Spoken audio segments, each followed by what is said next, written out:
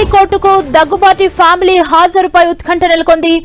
వ్యక్తిగతంగా ఇవాళ కోర్టుకు హాజరు కావాలని గతంలో నాంపల్లి కోర్టు ఆదేశించింది. దీంతో ఇవాళ వెంకటేష్, రాణా, సురేష్ బాబు, అభిరామ్ హాజరుపై ఉత్కంఠ నెలకొంది. ఒకవేళ ఇవాళ హాజరు కాకపోతే వారిపై నాన్ బెయిలబుల్ వారెంట్ జారీ అయ్యే అవకాశం ఉంది.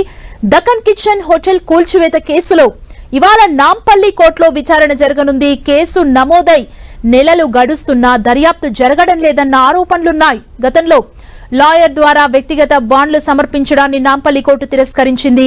వ్యక్తిగతంగా దగ్గుబాటి ఫ్యామిలీ హాజరు కావాల్సిందేనని నాంపల్లి కోర్టు ఆదేశాలు జారీ చేసింది.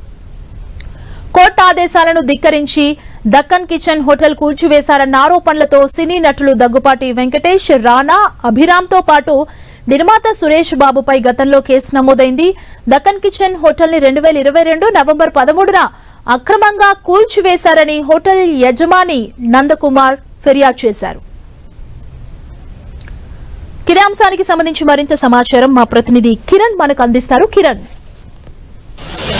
కూల్చివేత వ్యవహారానికి సంబంధించి కూడా నాంపల్లి కోర్టులో దగ్గుపాటి ఫ్యామిలీ హాజరుకు సంబంధించి కూడా ఉత్కంఠత నెలకొన్నట్టుగా చెప్పబోతుంది. ఈ కేసుకు సంబంధించి కూడా విడతల వారీగా ఇటు విచారణ జరుగుతున్నా కానీ దగ్గుపాటి ఫ్యామిలీ విచారణకు రాకపోవడం సంబంధించి కూడా కొంత ఈ కోర్టు సీరియస్గా తీసుకునే అవకాశం కనిపిస్తుంది. గత విచారణలో భాగంగా ఇటు దగ్గుపాటి ఫ్యామిలీ ఈ కేసుకు సంబంధించి కూల్చివేత వ్యవహారానికి సంబంధించి కూడా విచారణకు హాజరు కావాల్సింది. కానీ వ్యక్తిగత వారి లాయర్లతో వ్యక్తిగత బాండ్లు సమర్పిస్తూ వస్తుంది. కానీ గడిచిన కొద్ది రోజుల క్రితం విచారణకు వచ్చిన సందర్భంలో కూడా సేమ్ అదే రిపీట్ కావడంతో కూడా వ్యక్తిగత బాండ్లను తిరస్కరించిన నేపథ్యంలో తాజాగా ఈరోజు విచారణకు సంబంధించి కూడా దగ్గుపాటు ఫ్యామిలీ విచారణ రాకపోతే నాన్ బెయిలబుల్ వారెంట్ జారీ చేసే అవకాశం ఉన్నట్టు తెలిసింది. ఇక ఈ కేసుకు సంబంధించి 2022లో దక్కన్ కిచెన్ కూల్చివేత జరిగింది. ఆ తర్వాత 2024 కూడా మరొకసారి కూల్చివేత చేసినట్లుగా ఈ దక్కన్ కిచెన్ సంబంధించిన నందకుమార్ కూడా స్థానిక పిఎస్లో ఫిర్యాదు చేశారు. కానీ అప్పటి నుంచి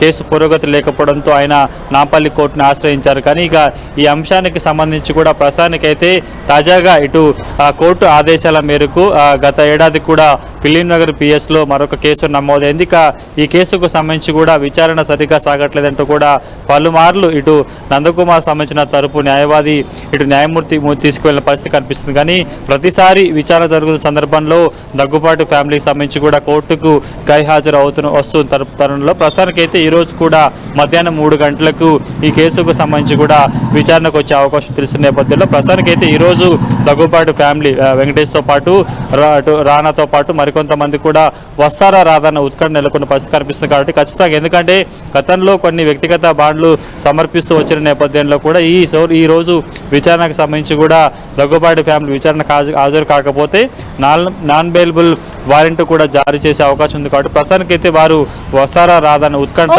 నెలకొంది. థాంక్యూ కిరణ్.